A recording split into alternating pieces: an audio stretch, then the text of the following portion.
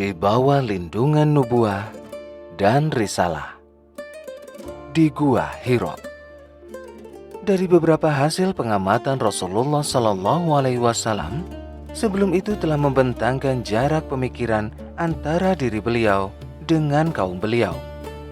Selagi usia Rasulullah SAW hampir mencapai 40 tahun, sesuatu yang paling disukai beliau adalah mengasingkan diri. Dengan membawa roti dari gandum dan air, beliau pergi ke Gua Hira di Jabal Nur, yang jaraknya kira-kira 2 mil dari Makkah. Suatu gua yang tidak terlalu besar, yang panjangnya 4 hasta dan lebarnya antara 3/4 hingga 1 hasta. Kadang-kadang keluarga beliau ada yang menyertai beliau ke sana. Selama bulan Ramadan, beliau berada di gua ini. Dan tak lupa, beliau memberikan makanan kepada setiap orang miskin yang juga datang ke sana. Beliau menghabiskan waktunya untuk beribadah, memikirkan keagungan alam di sekitarnya dan kekuatan tak terhingga di balik alam. Beliau tidak pernah merasa puas melihat keyakinan kaumnya yang penuh kemusyrikan dan segala persepsi mereka yang tak pernah lepas dari tahayul. Sementara itu, di hadapan beliau juga tidak ada jalan yang jelas dan mempunyai batasan-batasan tertentu yang bisa menghantarkan kepada keridhaan dan kepuasan hati beliau. Pilihan beliau untuk mengasingkan diri ini termasuk satu sisi dari ketentuan Allah atas diri beliau selagi langkah persiapan untuk menerima utusan besar sedang ditunggunya. Ruh manusia manapun yang realitas kehidupannya akan disusupi suatu pengaruh dan dibawa ke arah lain, maka ruh itu harus dibuat kosong dan mengasingkan diri untuk beberapa saat, dipisahkan dari berbagai kesibukan duniawi dan gejolak kehidupan, serta kebisingan manusia yang membuatnya sibuk pada urusan kehidupan. Begitulah Allah mengatur dan mempersiapkan kehidupan Muhammad SAW untuk mengemban amanat yang besar, mengubah wajah dunia, dan meluruskan garis sejarah. Allah telah mengatur pengasingan diri ini selama 3 tahun bagi Rasulullah SAW sebelum membebaninya dengan risalah. Beliau pergi untuk mengasingkan diri ini selama jangka waktu 1 bulan, dengan disertai ruh yang suci sambil mengamati keghaiban yang tersembunyi di balik alam nyata, hingga tiba saatnya berhubungan dengan keghaiban itu tatkala Allah sudah memperkenalkannya. Jibril turun membawa wahyu. Selagi usia beliau genap 40 tahun, suatu awal kematangan, dan ada yang berpendapat bahwa pada usia inilah para rasul diangkat menjadi rasul, mulai tampak tanda-tanda nubuah yang menyembul dari balik kehidupan pada diri beliau. Di antara tanda-tanda itu adalah mimpi yang hakiki. Selama 6 bulan mimpi yang beliau alami itu hanya menyerupai fajar subuh yang menyingsing. Mimpi ini termasuk salah satu bagian dari 46 bagian dari nubuah.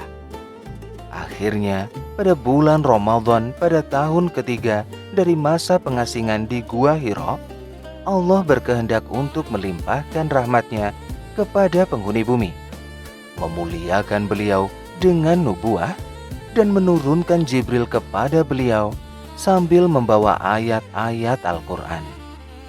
Setelah mengamati dan meneliti berbagai dalil dan perbandingan yang lain, maka memungkinkan bagi kami untuk membuat ketetapan tentang hari itu, yaitu pada hari Senin, malam tanggal 21 dari bulan Ramadan, atau bertepatan dengan tanggal 10 Agustus tahun 610 Masehi.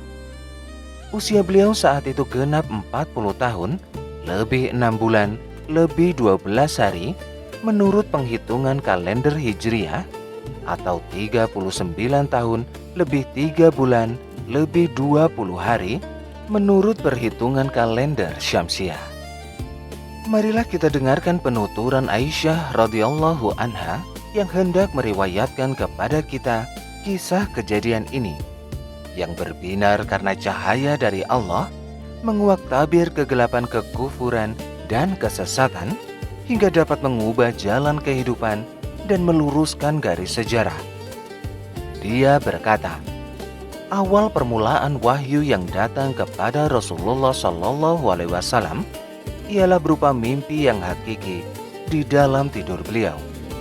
Beliau tidak melihat sesuatu di dalam mimpinya, melainkan ada sesuatu yang datang menyerupai fajar subuh.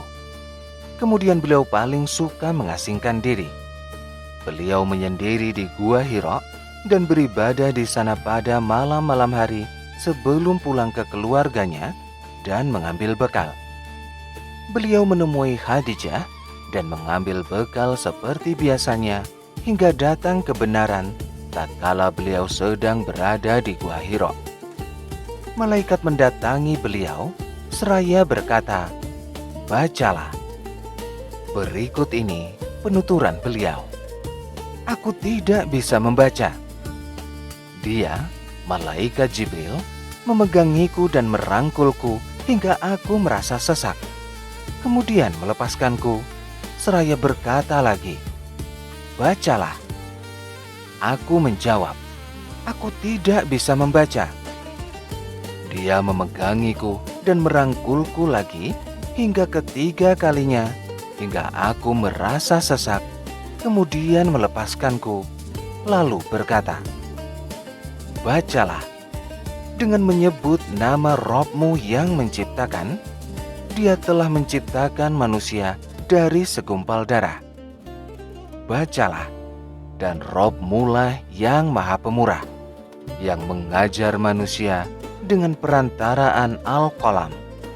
Dia mengajar kepada manusia apa yang tidak diketahuinya. Quran Surat Al-Alaq ayat 1 hingga 5. Rasulullah Shallallahu Alaihi Wasallam mengulang bacaan ini dengan hati yang bergetar, lalu pulang menemui Khadijah binti Khuwailid seraya bersabda, "Selimutilah aku, selimutilah aku." Maka beliau diselimuti hingga badan beliau tidak lagi menggigil layaknya terkena demam. "Apa yang terjadi padaku?" beliau bertanya kepada Khadijah. Maka dia memberitahukan apa yang baru saja terjadi. Kemudian beliau bersabda, "Aku khawatir terhadap keadaan diriku sendiri." Khadijah berkata, "Tidak, demi Allah, Allah sama sekali tidak akan menghinakanmu, karena engkau suka menyambung tali persaudaraan, ikut membawakan beban orang lain, memberi makan orang yang miskin, menjamu tamu, dan menolong orang yang menegakkan kebenaran." Selanjutnya Khadijah membawa beliau pergi menemui Waraqah bin Naufal bin Asad bin Abdul Uzza, anak paman Khadijah. Waraqah adalah seorang Nasrani semasa jahiliyah. Dia menulis buku dalam bahasa Ibrani dan juga menulis Injil dalam bahasa Ibrani. Dia sudah tua dan buta. Khadijah berkata kepada Waraqah, "Wahai sepupuku, dengarkanlah kisah dari saudaramu ini." Waraqah bertanya kepada beliau, "Apa yang telah engkau lihat, wahai saudaraku?" Rasulullah Shallallahu Alaihi Wasallam mengabarkan apa saja yang telah dilihatnya. Akhirnya Waraqah berkata, "Ini adalah namus yang diturunkan Allah kepada Musa. Andaikan saja aku masih muda pada masa itu. Andaikan saja aku masih hidup tatkala kaummu mengusirmu. Benarkah mereka akan mengusirku?" Beliau bertanya. "Benar. Tak seorang pun pernah membawa seperti yang engkau bawa, melainkan akan dimusuhi. Andaikan aku masih hidup pada masamu nanti, tentu aku akan membantumu secara sungguh-sungguh." Namun Waraqah meninggal dunia pada saat-saat turunnya wahyu. At-Tabari dan Ibnu Hisham meriwayatkan, yang intinya menjelaskan bahwa beliau pergi meninggalkan Gua Hira setelah mendapatkan wahyu, lalu menemui istri beliau dan pulang ke Makkah. Adapun riwayat At-Tabari menyebutkan sekilas tentang sebab keluarnya beliau dari Gua Hira. Inilah riwayatnya. Rasulullah SAW bersabda, "Tidak ada makhluk Allah yang paling ku benci selain dari penyair atau orang yang tidak waras. Aku tidak kuat untuk memandang keduanya." Beliau juga bersabda, "Yang paling ingin ku jauhi adalah penyair atau orang yang tidak waras. Sebab orang-orang Quraisy senantiasa berbicara tentang diriku dengan syair itu. Rasanya ingin aku mendaki gunung yang tinggi, lalu menerjunkan diri dari sana agar aku mati saja, sehingga aku bisa istirahat dengan tenang." Beliau bersabda lagi, "Maka aku pun pergi dan hendak melakukan hal itu. Namun di tengah gunung, tiba-tiba ku dengar suara yang datangnya dari langit berkata, 'Wahai Muhammad, engkau adalah Rasul Allah, dan aku Jibril.' Aku mendongakkan kepala ke arah langit, yang ternyata di sana ada Jibril dalam rupa seorang laki-laki dengan wajah yang berseri. Kedua telapak kakinya menginjak ufuk langit, seraya berkata, 'Wahai Muhammad, engkau adalah Rasul Allah, dan aku Jibril.' Aku berdiam diri sambil memandangnya, bingung apa yang hendak kukerjakan. Tidak berani melangkah maju atau mundur. Aku memalingkan wajah dari arah yang ditempati Jibril di ufuk langit. Tetapi setiap kali aku memandang arah langit yang lain, di sana tetap ada Jibril seperti yang kulihat. Aku tetap diam. Tak selangkah kaki pun maju ke depan atau surut ke belakang. Hingga akhirnya Khadijah mengirim beberapa orang untuk mencariku. Bahkan mereka sampai ke Makkah dan kembali lagi menemui Khadijah tanpa hasil. Padahal aku tetap berdiri seperti semula di tempatku berdiri. Kemudian Jibril pergi dariku dan aku pun pulang kembali menemui keluargaku. Sesampainya di rumah, aku langsung duduk di atas paha Khadijah sambil bersandar kepadanya. "Wahai Abu Qasim, kemana saja engkau tadi? Demi Allah, aku telah mengirim beberapa orang untuk mencarimu hingga mereka sampai ke Mekah, namun mereka kembali lagi tanpa hasil," kata Khadijah. Kemudian aku memberitahukan apa yang telah kulihat. Dia berkata, "Bergembiralah wahai anak pamanku dan teguhkanlah hatimu. Demi diri Khadijah yang ada di tangannya, aku benar-benar sangat berharap engkau menjadi nabi dari umat ini." Setelah itu Khadijah beranjak pergi untuk menemui Waraqah dan mengabarkan kepadanya. Waraqah berkata, "Maha suci, maha suci. Demi diri Waraqah yang ada di tangannya, namus yang besar yang pernah datang kepada Musa, kini telah datang kepadanya. Dia adalah benar-benar nabi umat ini. Katakanlah kepadanya agar dia berteguh hati." Khadijah kemudian pulang lalu mengabarkan apa yang dikatakan Waraqah kepadanya. Tatkala Rasulullah SAW meninggalkan istrinya dan pergi ke Mekah, beliau bertemu dengan Waraqah. Setelah mendengar penuturan langsung dari beliau, Waraqah berkata, "Demi diriku yang ada di tangannya, engkau adalah benar-benar nabi umat ini. Nama yang besar telah datang kepadamu seperti yang pernah datang kepada Musa." Terputusnya wahyu.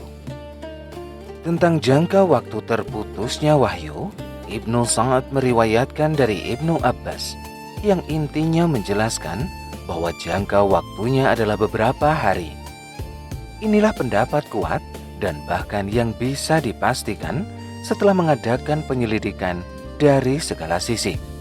Pendapat yang banyak menyebar bahwa masa terputusnya wahyu itu berlangsung selama 3 tahun atau 2,5 tahun merupakan pendapat yang tidak benar. Namun bukan di sini tempatnya untuk menyanggah pendapat ini secara rinci. Pada masa-masa terputusnya wahyu itu, Rasulullah Shallallahu Alaihi Wasallam hanya diam dalam keadaan termenung sedih. Rasa kaget dan bingung melingkupi diri beliau. Al-Bukhari meriwayatkan di dalam Kitabut Ta'bir yang isinya sebagai berikut. Wahyu terputus selang beberapa waktu, hingga Nabi Shallallahu Alaihi Wasallam dirundung kedukaan seperti halnya diri kita yang sedang berduka. Beberapa kali beliau sudah mencapai puncak gunung agar mati saja di sana. Tetapi setiap kali beliau sudah mencapai puncaknya dan terbersit keinginan untuk terjun dari sana, muncul bayangan Jibril yang berkata kepada beliau, "Wahai Muhammad, engkau adalah benar-benar Rasul Allah." Dengan begitu hati dan jiwa beliau menjadi tenang kembali. Setelah itu, beliau pun pulang kembali. Jika kevakuman wahyu itu berselang lagi, maka beliau melakukan hal yang sama. Namun selagi sudah tiba di puncak gunung, tiba-tiba muncul bayangan Jibril dan mengatakan hal yang sama. Jibril turun membawa wahyu untuk kedua kalinya. Ibnu Hajar menuturkan, selama wahyu terputus untuk beberapa hari lamanya, beliau ketakutan dan kedukaannya segera sirna dan kembali seperti sebelumnya. Tatkala bayang-bayang kebingungannya mulai surut, tanda-tanda kebenaran mulai membias, dan beliau menyadari secara yakin bahwa kini beliau benar-benar menjadi seorang Nabi Allah yang maha besar dan maha tinggi, bahwa yang mendatangi beliau adalah duta pembawa wahyu yang menyampaikan pengabaran langit. Kegelisahan dan penantiannya terhadap kedatangan wahyu merupakan sebab keteguhan hatinya jika wahyu itu datang lagi. Maka Jibril benar-benar datang lagi untuk kedua kalinya. Al-Bukhari meriwayatkan dari Jabir bin Abdullah bahwa dia pernah mendengar Rasulullah Shallallahu Alaihi Wasallam menuturkan masa turunnya wahyu. Beliau bersabda, "Tatkala aku sedang berjalan, tiba-tiba ku dengar sebuah suara yang berasal dari langit. Aku mendongakkan pandangan ke arah langit. Ternyata di sana ada malaikat yang mendatangiku di Gua Hira, sedang duduk di sebuah kursi menggantung di antara langit dan bumi. Aku mendekatinya hingga tiba-tiba aku terjerembab ke atas tanah. Kemudian aku menemui keluargaku dan kukatakan, 'Selimutilah aku, selimutilah aku.' Lalu Allah menurunkan surat Al-Muddathir ayat 1 hingga ayat 5. Setelah itu, wahyu datang secara berturut-turut." Sedikit penjelasan tentang pembagian wahyu. Sebelum kita mulai merinci kehidupan beliau semasa risalah dan nubuah, ada baiknya jika kita mengetahui terlebih dahulu pembagian wahyu yang merupakan sumber risalah dan batasan-batasan dakwah. Ibnul Qayyim menyebutkan tingkatan-tingkatan wahyu, yaitu 1. Mimpi yang hakiki. Ini merupakan permulaan wahyu yang turun kepada Nabi Shallallahu Alaihi Wasallam. 2. Apa yang disusupkan ke dalam jiwa dan hati beliau tanpa dilihatnya, sebagaimana yang dikatakan Nabi Shallallahu Alaihi Wasallam, "Sesungguhnya Ruhul Kudus menghembuskan ke dalam diriku bahwa suatu jiwa sama sekali tidak akan mati hingga disempurnakan rezekinya. Maka bertakwalah kepada Allah, baguskan dalam meminta, dan janganlah kalian menganggap lamban datangnya rezeki sehingga kalian mencarinya dengan cara mendurhakai Allah. Karena apa yang ada di sisi Allah tidak akan bisa diperoleh kecuali dengan menaatinya." 3. Malaikat muncul di hadapan Nabi Shallallahu Alaihi Wasallam dalam rupa seorang laki-laki, lalu berbicara dengan beliau hingga beliau bisa menangkap secara langsung apa yang dibicarakannya. Dalam tingkatan ini, kadang-kadang para sahabat juga bisa melihatnya. 4. Wahyu itu datang menyerupai bunyi gemerincing lonceng. Ini merupakan wahyu yang paling berat dan malaikat tidak terlihat oleh pandangan Nabi Shallallahu Alaihi Wasallam. Hingga dahi beliau berkerut mengeluarkan keringat sekalipun pada waktu yang sangat dingin. Dan hingga hewan tunggangan beliau menderum ke tanah jika beliau sedang menaikinya. Wahyu seperti ini sekali pernah datang tatkala paha beliau berada di atas Zaid bin Thabit, sehingga Zaid merasa keberatan dan hampir saja tidak kuat menyangkanya. 5. Nabi Shallallahu Alaihi Wasallam bisa melihat malaikat dalam rupa aslinya, lalu menyampaikan wahyu seperti yang dikehendaki Allah kepada beliau. Wahyu seperti ini pernah datang 2 kali, sebagaimana yang disebutkan Allah di dalam surat An-Najm. 6. Wahyu yang disampaikan Allah kepada beliau yaitu di atas lapisan-lapisan langit pada malam Mi'raj, berisi kewajiban sholat dan lain-lainnya. 7. Allah berfirman secara langsung dengan Nabi Shallallahu Alaihi Wasallam tanpa menggunakan perantara, sebagaimana Allah berfirman dengan Musa bin Imran.